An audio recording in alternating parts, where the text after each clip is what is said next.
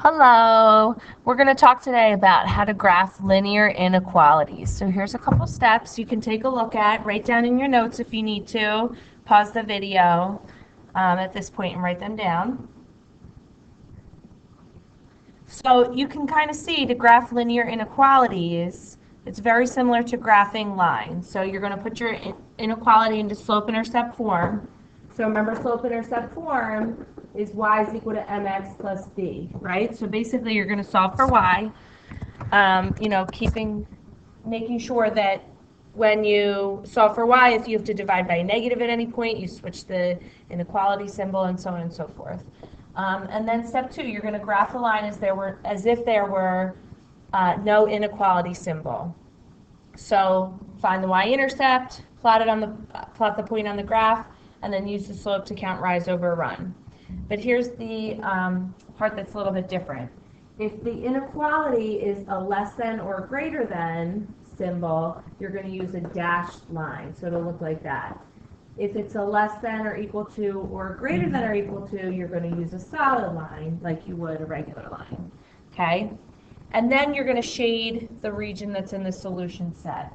So again, if the inequality is a greater than or equal to, you're going to shade above the line. So for example, if your line looks like that, above the line would be going up from the line. So you're starting at the line and going up, so it would be like this whole region.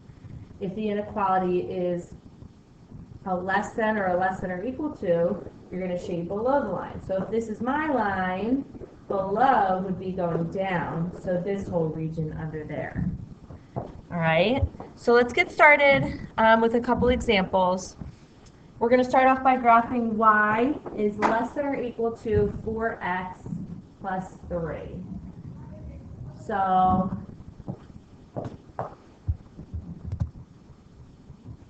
I'm going to start with the y-intercept. My y-intercept here is the point 0, 3, and my slope is 4, and I can think of that as 4 or 1. So I'm going to start at the y-intercept, 0, 3. I'm going to put a point there, and I'm going to count up 4 and over 1 to the right to give me a positive 4 slope. And I can also go down 4 and to the left 1, okay? So remember in our steps, we said that if you had a less than or equal to or greater than or equal to symbol, you can use a solid line. So I would graph this, or I would connect the dots using a solid line, okay? Now, last step is to determine where I'm going to shade. So this is a less than symbol.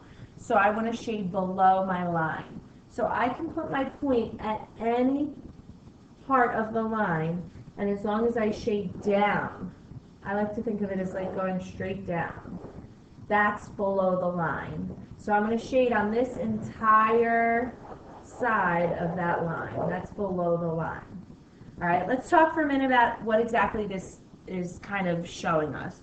Remember when we've talked previously, any point that is shaded is a solution to the inequality or the equation. Any point that's not shaded is not a solution. So if I look at any point, if I pick any point in my red shaded region here, like let's say this is the point 2, -1. So if I were to plug x and y into my inequality, so y is less than or equal to 4x plus 3, -1 is less than or equal to 4 times 2 plus 3. And if I simplify, I would get -1 is less than or equal to 11, which is true. And that means that this point that I just drew is a solution to this inequality. If you pick another point, any point in this shaded region, double check it. You know, this first point I drew, that's the point 3, 2. This is the point 3, 5. If you plug those points into the inequality, they'll make the inequality true. If I were to pick a point over here that's not shaded, what do you think is going to happen? So this is the point 1, 2, 3, 4, -4, 0. So So if I pick this point, negative 4 comma 0, and if I want to plug that in, I'm going to plug in 0 is less than or equal to 4 times negative 4 plus 3. So 0 is less than or equal to negative 16 plus 3. 0 is less than or equal to negative 13. Is that true? No, that's not true. Therefore, this point, negative 4 comma 0, is not a solution. That's why it's in the unshaded region. All right? So the other part that's a little tricky is, well, what about any points that are actually on this line? So let's pick a point that's actually on my line. So this is the point negative 1 comma negative 1. Negative 1 comma negative 1. If I were to plug this in,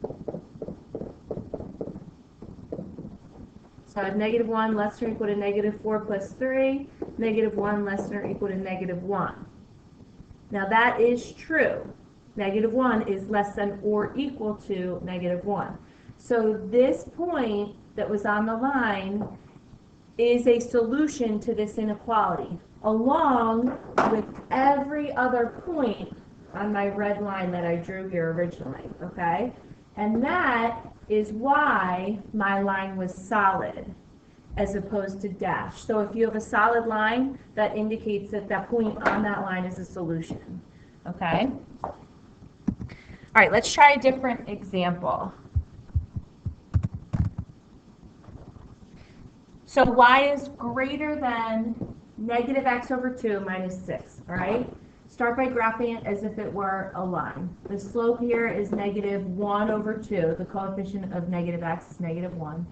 And my y-intercept is the point 0 comma negative 6, okay? So plot the point. There's the point 0 comma negative 6. So my slope is negative 1 over 2. So I go down 1 and over 2 to the right. I'm running out of room, so it's the same as going up and to the left. All right, that's my slope of negative 1 over 2. So now I decide if my line is solid or dashed. This was a greater than symbol. So if it's a greater than, it's a dashed line, right? So I'm going to make this a dashed line. And make sure you make it very obvious that it's either solid or dashed. Okay, so there's my dashed line. And now I decide if I shade above or below. It's a greater than, so greater than, you shade above.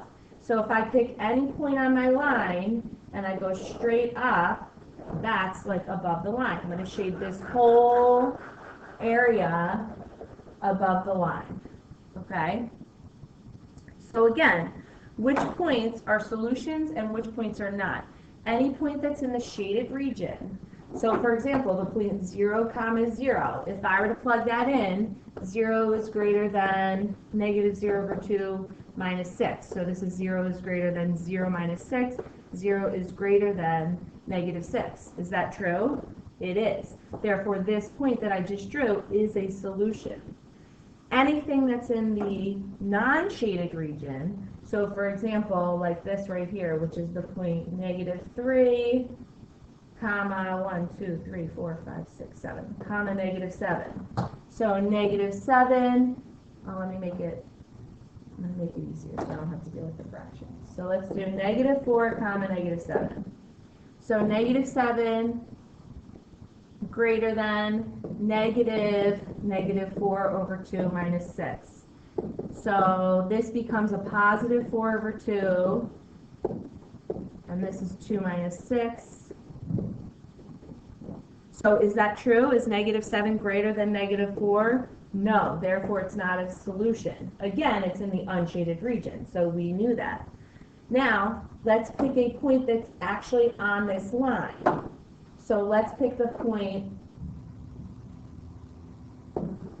negative 2, that's the point negative 2, comma 1, 2, 3, 4, 5, negative 5, okay? So if I plug in, negative 5 is greater than negative 2 over 2 minus 6.